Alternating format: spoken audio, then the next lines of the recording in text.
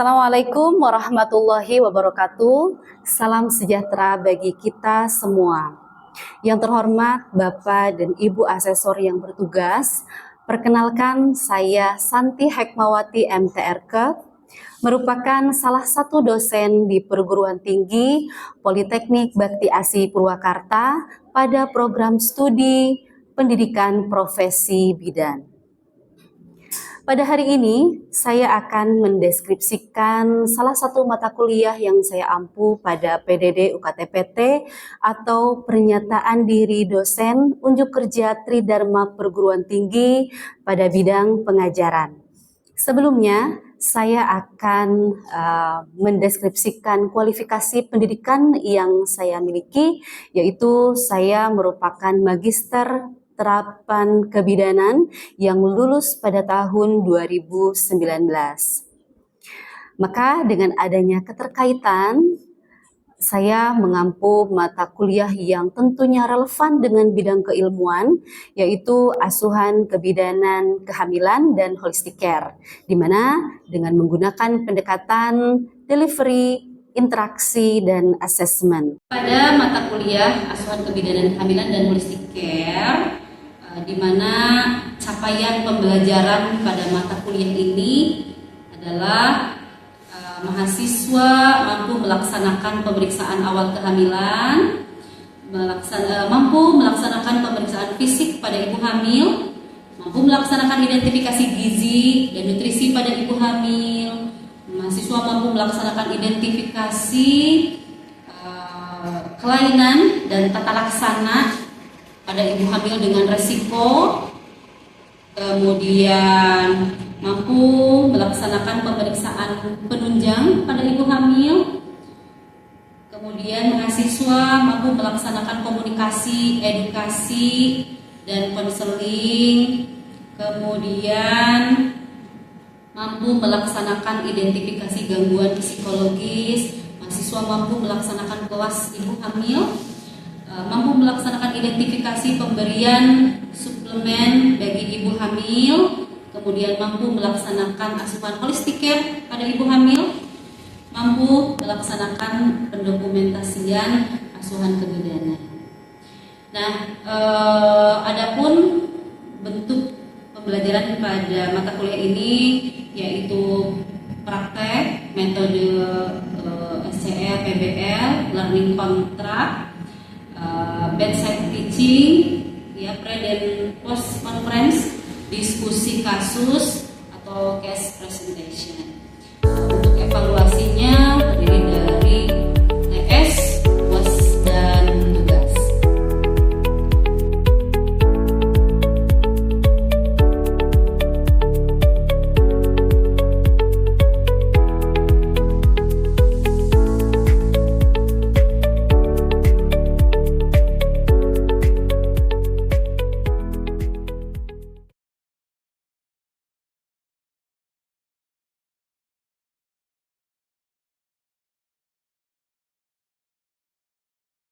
Berikut saya sertakan cuplikan identitas mata kuliah dan video pembelajaran.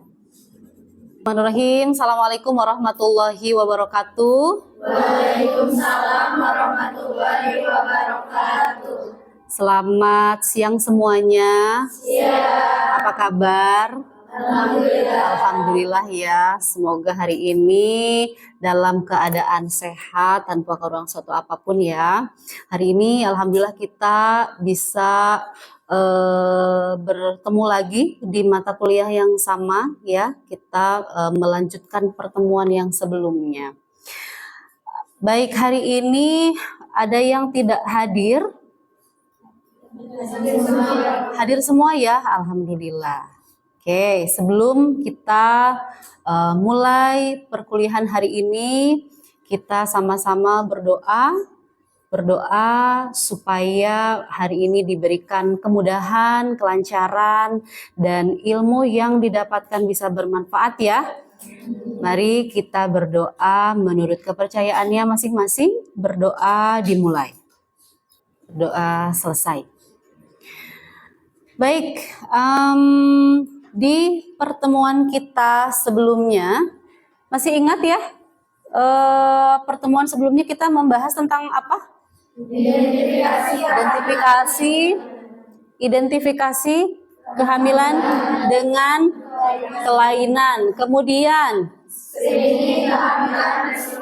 screening kehamilan resiko tinggi. Kemudian satu lagi tata laksana pada ibu hamil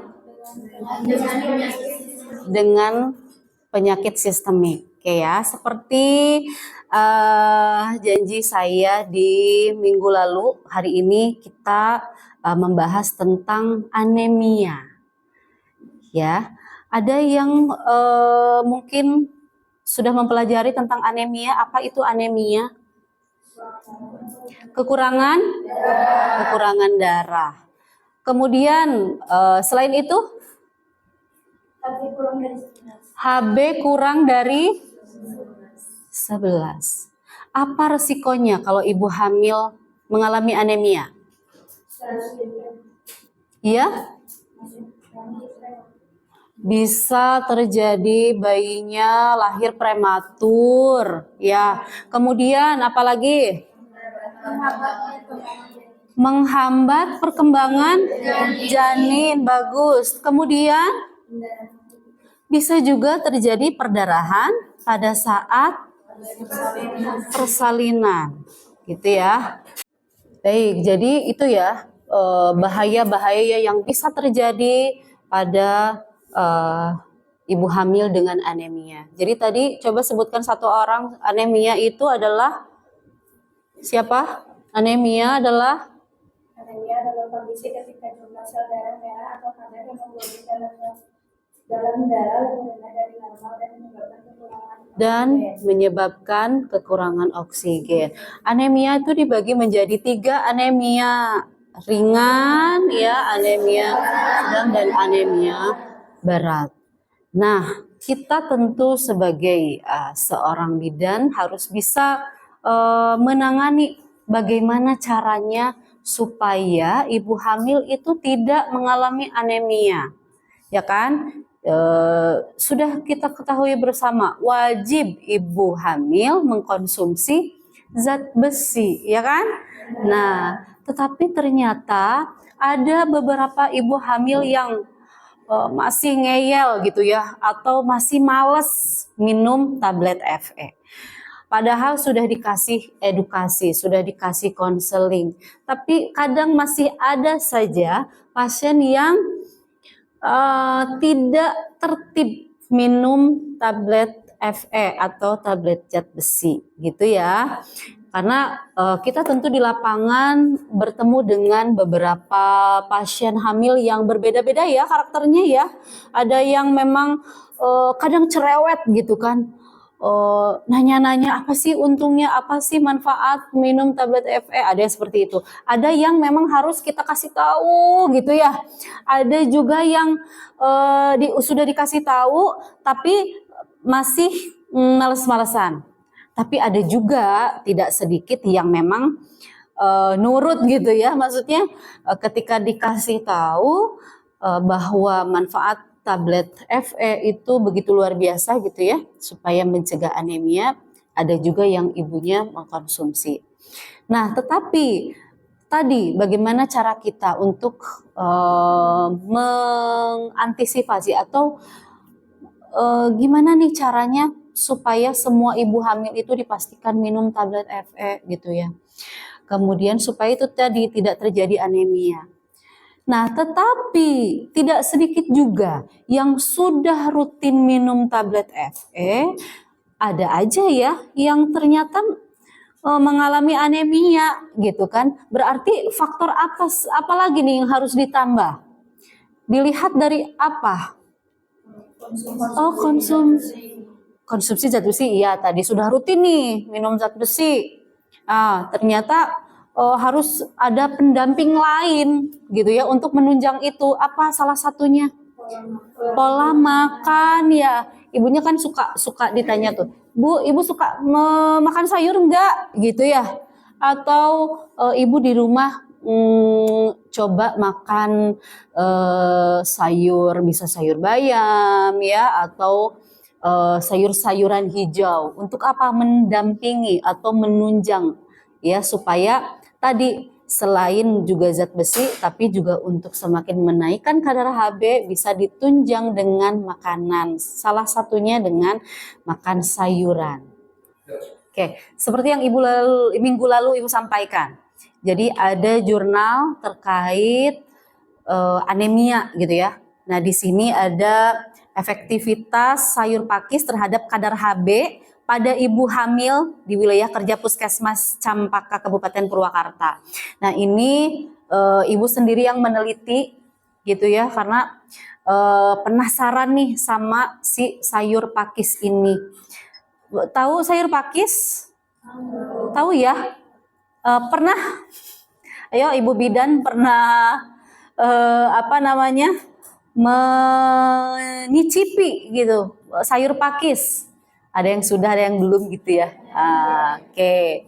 Jadi sayur pakis ini ternyata setelah diteliti efektif terhadap kadar HB. Tapi di sini bukan untuk bukan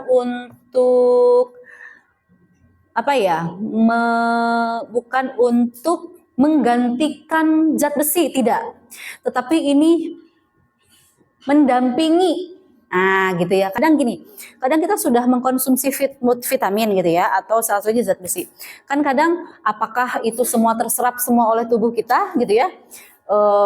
Terserap secara efektif semua gitu ya. Nah, kan ada juga yang udah minum zat besi tapi minumnya teh. Nah, itu juga bisa mengurangi absorpsinya gitu kan. Nah, maka untuk mengantisipasi itu ya dengan ditambahkan konsumsi sayur pakis gitu ya. Kita lihat jurnalnya. Silahkan teman-teman lihat. Ini sudah terpublish ya jurnalnya tentang efektivitas sayur pakis terhadap kadar HB pada ibu hamil di wilayah kerja Puskesmas Cempaka, Kabupaten Purwakarta. Nah, anemia pada ibu hamil tetap menjadi masalah kesehatan yang signifikan. Jadi salah satu angka kematian ibu ya, salah satunya ya ini anemia, masih saja tinggi angkanya. Jadi kita harus bagaimana caranya supaya kita bisa berkontribusi gitu ya terhadap penurunan AKI di Indonesia. Nah, dengan prevalensi mencapai 37,1%. Penelitian ini bertujuan menganalisis efektivitas sayur pakis sebagai sumber zat besi alami dalam meningkatkan kadar HB pada 31 ibu hamil di wilayah kerja Puskesmas Cempaka. Menggunakan desain kuasi eksperimental one group pretest post-test, responden yang mengkonsumsi 100 gram sayur pakis olahan standar selama 4 minggu. Ya, jadi selama 4 minggu itu kita kontrol ibu hamilnya, dipastikan bahwa ibu hamil itu mengkonsumsi sayur pakis. Ya, nah hasil menunjukkan peningkatan rata kadar HB dari 11,70 ya menjadi 11,81. Ya, berarti penambahannya sekitar 1,16 gram per DL. Meskipun secara statistik tidak terlalu signifikan secara klinis, temuan ini mengimplikasikan potensi sayur pakis sebagai terapi pendamping. Nah, seperti saya sampaikan tadi, jadi sayur pakis ini hanya pendamping supaya tadi kalau ada yang ternyata tidak efektif absorpsi daripada zat besinya, didampingilah dengan mengkonsumsi sayur pakis, maka harapannya kadar HB-nya bisa normal gitu ya. Ada perbedaan tingkat hemoglobin pada responden sebelum dan sesudah intervensi. Jadi ini pre dan post test ya penelitiannya. Jadi sebelumnya dicek HB-nya berapa gitu ya. Kemudian nanti setelah konsumsi sayur pakis selama 4 minggu itu, kemudian dicek lagi kadar HB-nya berapa. Begitu ya. Nah, tingkat hemoglobin ibu hamil sangat berpengaruh terhadap kesejahteraan ibu hamil maupun janin di dalam kandungan. Seperti tadi juga yang disampaikan, anemia itu ternyata bukan hanya bisa berakibat atau berpotensi terhadap perdarahan, tetapi juga perkembangan janinnya jadi kurang atau terhambat gitu ya. Kemudian bisa lahir prematur, BBLR ya. Nah, itu potensi yang bisa terjadi akibat anemia. Nah, di Indonesia ini tingkat HB yang rendah dapat memperberat komplikasi yang terjadi dan meningkatkan AKI dan AKB. Gitu. Jadi salah satu AKI di Indonesia salah satunya adalah anemia dan prevalensinya masih sangat tinggi.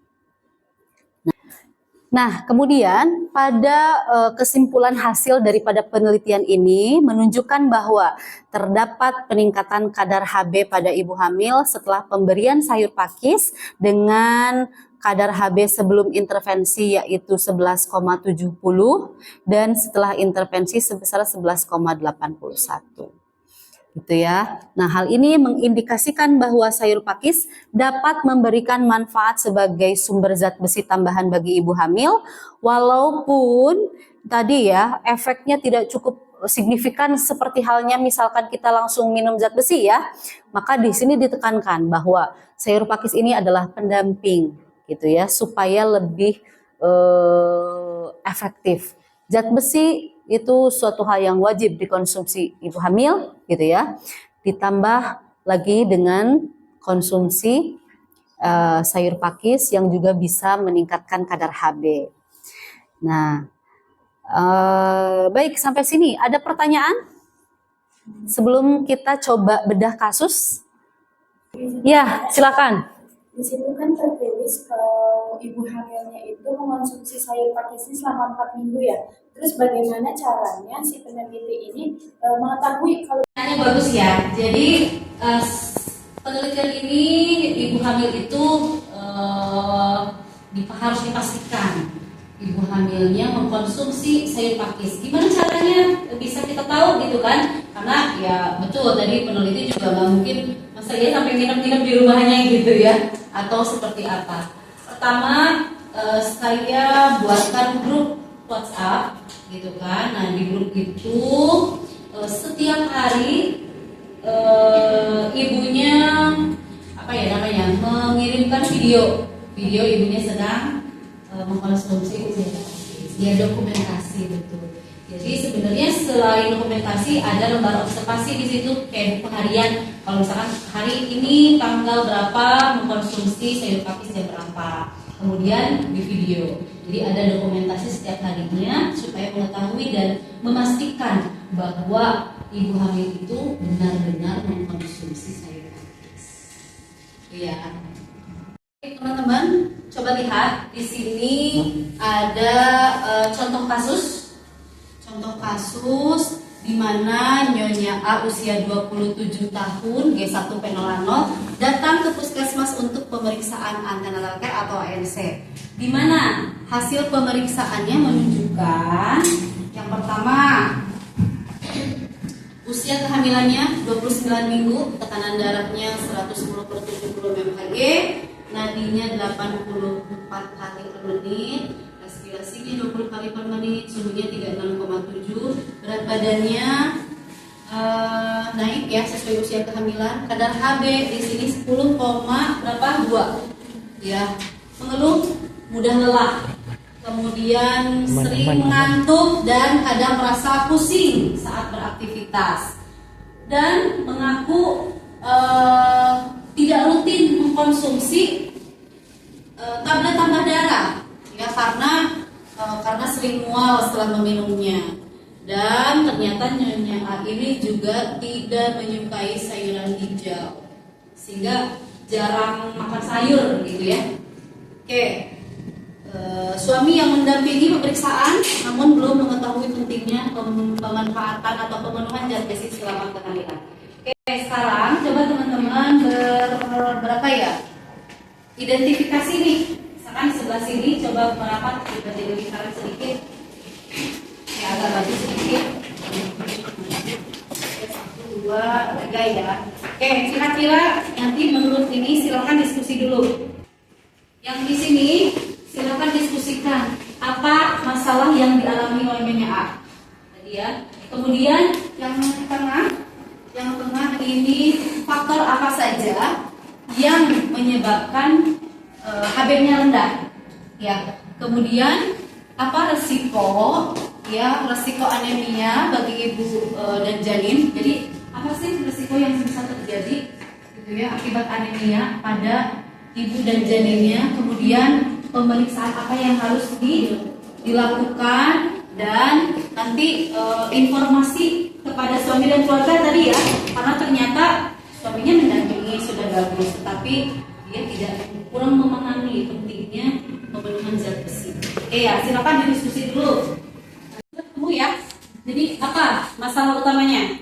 Jadi masalah utama dari Nyonya sendiri yaitu mengalami gejala mudah lelah, sering mengantuk, pusing ketika beraktivitas. Ini merupakan gejala anemia yang dimana HB ibu mengalami kurang dari 11 yaitu 10,2. 10,2. Oke, good. Ada lagi tanggapan lain?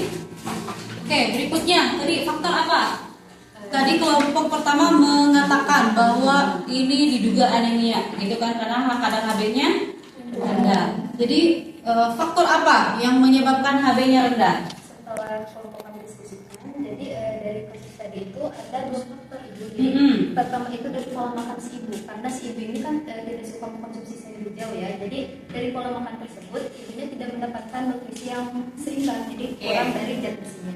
Juga si ibunya juga mengakui kalau misalkan si ibunya tidak mengkonsumsi tablet FS itu sendiri. Jadi karena si ibunya merasa mual setiap mengkonsumsi tablet tambah darah atau tablet FP. Jadi menurut kami faktor kenapa si HB si ibu itu rendah karena 2 faktor tersebut. 2 faktor ya, ibunya tidak rutin mengkonsumsi zat besi dan tidak suka sayur gitu ya, tidak mengkonsumsi sayur. Oke, berikutnya apa resiko anemia pada ibu dan janin?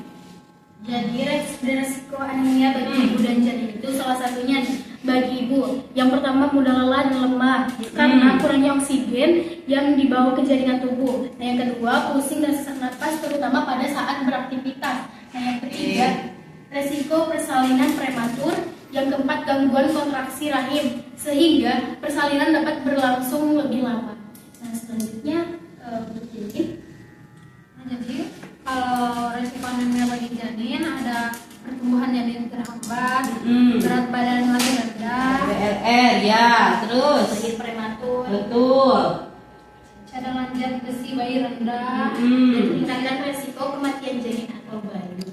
Jadi tadi ya penyumbang, salah satu penyumbang aki, yaitu salah satunya adalah anemia.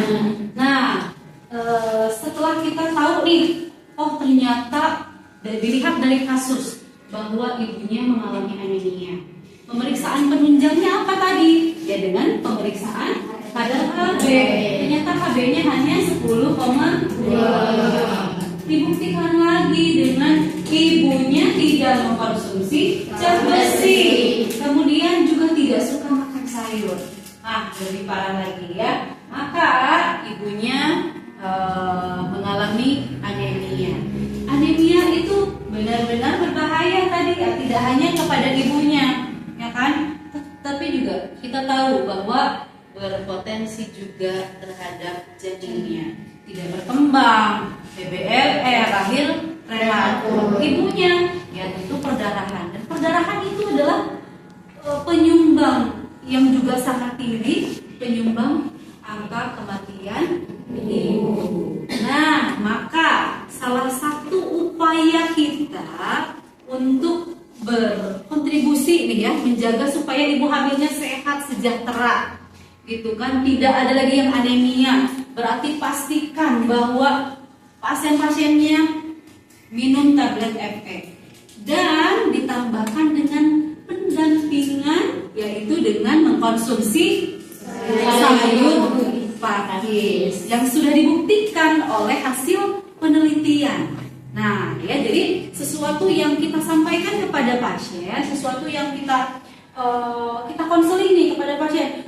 Ibu, sayur pakis itu bagus untuk menaikkan kadar HB, gitu kan ya? Kan kadang kata siapa tuh gitu kan? Kan kita harus berdasarkan bukti, ya harus berdasarkan evidence based. Ingat, ibu bidan itu kalau berbicara harus ada dasarnya, ya kan? Kita berbicara sayur pakis, ibu tolong konsumsi sayur pakis untuk mendampingi zat besi supaya kadar HB-nya juga meningkat, gitu kan? Karena berdasarkan hasil penelitian, gitu kan?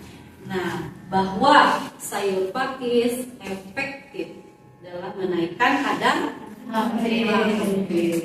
Itu salah satu tata laksana yang bisa dilakukan, ya upaya yang bisa dilakukan seorang bidan dalam menangani kasus anemia.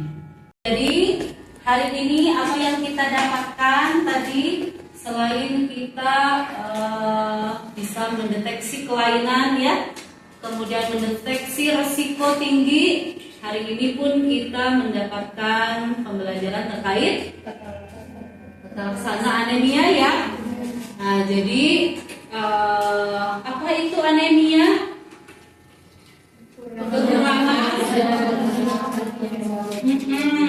Ya kan?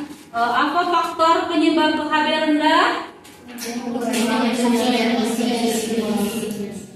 Faktor resiko yang bisa terjadi akibat anemia pada ibu, pada janin, salah satunya itu ya. Kemudian pada janin,